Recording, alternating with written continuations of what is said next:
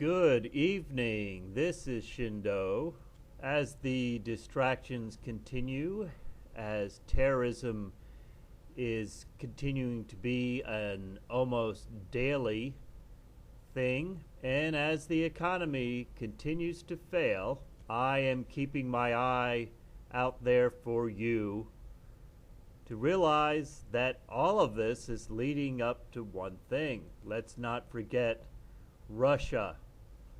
I did a video about NATO and Russia a few days ago, and I thought I would investigate again today. From Pravda, Russian newspaper, military experts, NATO prepares for war against Russia. The NATO has increased its presence in Eastern Europe 13 times for the last years. In order to stop Russia's revival, the U.S. unwinds military conflict plots at every possible way. I think that the translation here is losing a little bit, but you get the gist. Colonel General Leonid Avazov, president of the International Center of Geopolitical Analysts, explained in an interview to KP that, quote, if data on Russia-NATO power balance at the Western direction is analyzed, as well as military activity build-up rate at our borders, scale of combat equipment deployment, if the grade of Russia's demonization is estimated, one can say that preparation to a real war is taking place, as such acts are usually undertaken at the forefront of war. The expert noted that Americans do everything possible today to clash Europe and Turkey with Russia and ignite a big military conflict. The problem from the U.S. point of view is that Russia becomes not only a self-sustained state, but a global geopolitical player. Today, all the old Soviet military bases are used by the NATO at full capacity. He reminded that in Romania, the NATO has reactivated one of the largest Soviet Air Force's base in Devaslu.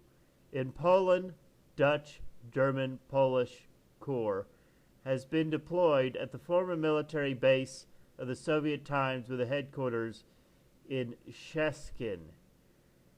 Beside that, an active propaganda on alleged Russia's intentions to devour Poland and the Baltics is being held. However, the NATO is significantly ahead of Russia in the numbers of weapons, but the U.S. is preparing for a nuclear conflict, as it is evidenced.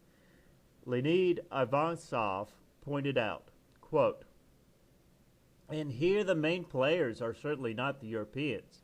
The main player is the Americans. Apart from tasks to stop Russia, they have yet another one here, not to let Europe get out of the U.S. control. The Europeans have tried to carry out independent policy in economy and politics.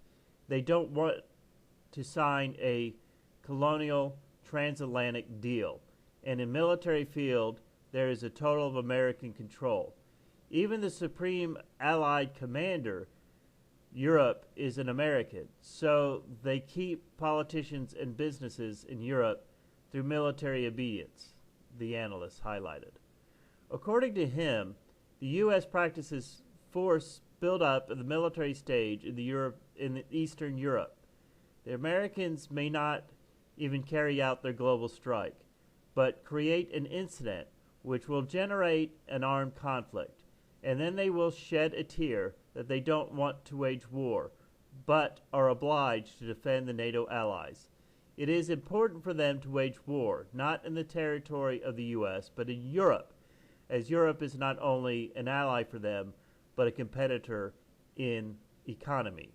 They need to weaken Europe, and it's best of all to implement its orchestrating a conflict with Russia in Europe, the expert concluded. Thus, Russia should be ready for provocations of any kind. Quote, and we don't need to conquer the Baltics or Poland, for example, even if they ask us to be our allies, or what is more, part of Russia. We shouldn't take them. That's another civilization, and it will destruct us from inside. Unquote.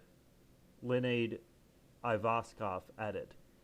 Quote, it should be kept in mind we should act on equal terms, trade, not trust them regarding security issues in any case.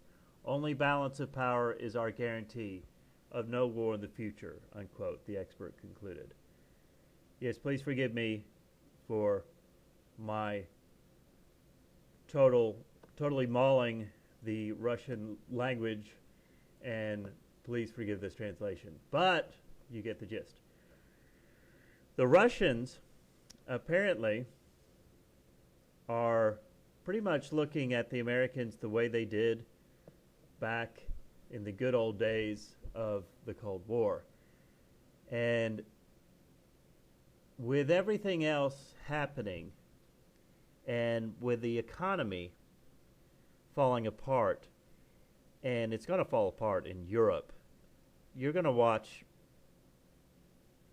a few more nations leave this European Union, which it was, I mean, the economy was just being held together with Band-Aids and with, super glue.